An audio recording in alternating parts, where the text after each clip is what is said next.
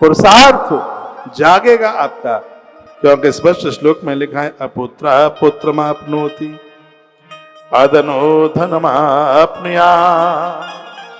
जिनको पुत्र नहीं है उन्हें पुत्र मिलेगा, जिनको धन गड़बड़ हो गया है उनको धन की प्राप्ति होगी। नरमेध अश्वमेध यज्ञ और वाजपेयी यज्ञ, उसके पुण्य उन्हें मिल जाएंगे। श्री हरि के इस पुराण के श्रवण करने से मनुष्य निश्चय ही सब कुछ प्राप्त कर लेता है। अब बात रही पाप कौन कौन से खत्म हो जाएंगे। इस कथा को सुनने से कौन कौन से? ब्रह्महा भ्रूढ़हा गोग्न सुरापो गुरुतल्पगः सकृत पुराण श्रवणात् पूतो भवत चान्यथा। वर्णन किया इस कथा के सुनने से ब्रह्म हत्या जैसे महापातक, ब्राह्मण का धन खा के मर जाएं, मंदिर के पुजारी का धन खा करके मर जाएं, तो इससे ब्रह्म हत्या का ही अपराध लगता है। मैंने बहुत बार कहा है ग्रंथ के माध्यम से, वैधव्य नारी से कभी पैसा मत लेना। ऐसी नारी जिसका पति दुनिया छोड़ के चला गया।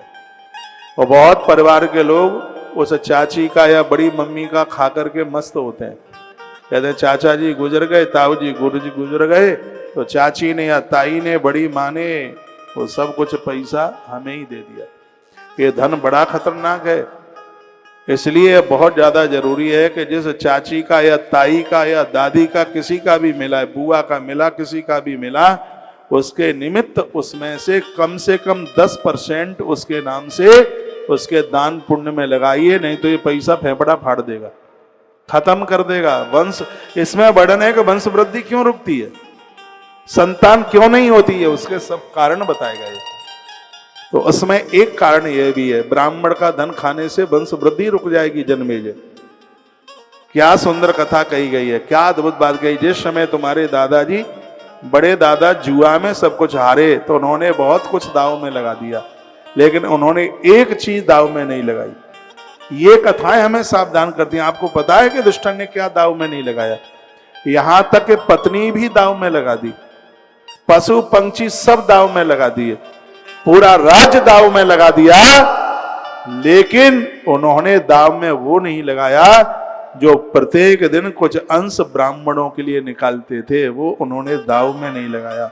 उन्होंने ब्राह्मणों की जमीन दाव में नहीं लगाई, ये उन्होंने नहीं लगाई, क्योंकि ब्राह्मणों का धन खाने से, मंदिर के पुजारी का धन खाने से, वैधव्य नारी जिसका पति दुनिया छोड़ करके चला गया है, ऐसी माता का धन खाने से वंश निर्वंश हो जाता है, घर में संतान नहीं होती।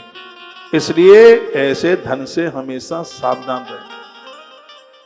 भगवान को प्रार्थना कीजिए हम बिना रोटियों के रह लेंगे, लेकिन ऐसा पैसा हमें नहीं चाहिए। तो कितनी सुंदर बात कही गई है, ब्राह्मण का धन खाने से भी ब्रह्म हत्या का ही पाप लगता है।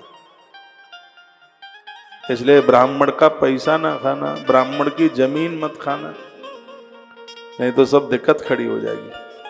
अगली बात कही भ्रूण, जिसके द्वारा भ्रूण हत्या हुई है। भ्रूण हत्या में 4 लोग बड़े दोषी हैं, 3 या 4 तो हैं ही। एक तो वह नारी जिसके गर्भ में बच्चे का मारण हुआ है, एक उसका पति, हो सकता है एक उसके ऊपर कोई सास या ननद कोई जोर दे रहे हैं वो, और एक वह डॉक्टर जिसने घृणित काम किया है। ये चारों के चारों यज्ञ में बैठने के अधिकारी नहीं। इसी हरिवंश पुराण में लिखा है, देवता उसके हाथ की आहुति नहीं ले सकते, पितर उनके हाथ का श्राद्ध नहीं ले सकते। ये पाप नहीं, पाप का बाप है।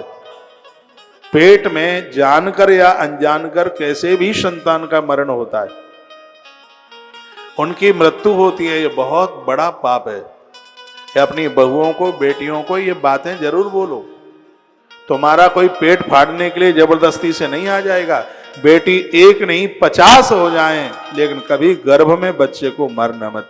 हो सकता है वह बेटी जानकी जैसी बेटी पैदा होकर तुम्हारे संपूर्ण खानदान को तार दे। बेटा तो एक ही कुल को तारण करता है, लेकिन बेटियां पुत्री पवित्र किए कुल दो।